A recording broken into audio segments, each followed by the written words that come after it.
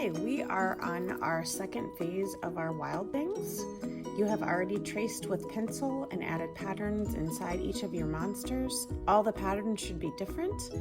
You have traced with a Sharpie, outlined every single line on your paper that was in pencil, and checked with the teacher, and then erased your pencil. I've shown most classes how to start with color, and remember you were allowed to use markers, colored pencils, crayons, and oil pastels. I encouraged you to use all of those materials because we are doing a mixed media art piece of artwork, and we talked about what that means. Medium means different kinds of materials that we are using to create art.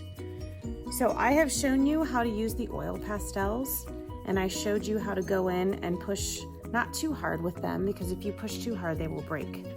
But remember, you're going in and you're pushing a little bit, but not too hard, because they will break.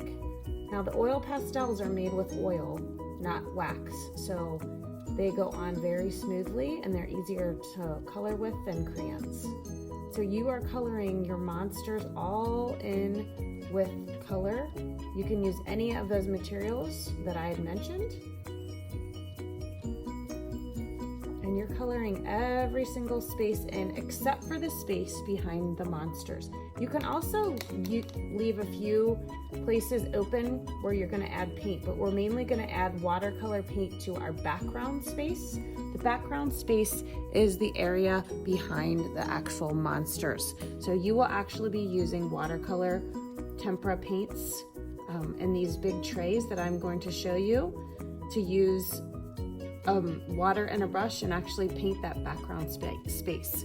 I have shown you already how to use all the other supplies, and you can see on my monster page that I've used crayons, colored pencils, and markers. My page is not completely colored in at this point. I'm gonna stop the video and color the rest of my page in, and then the last part of the video I'm going to show you how to add the watercolor paints.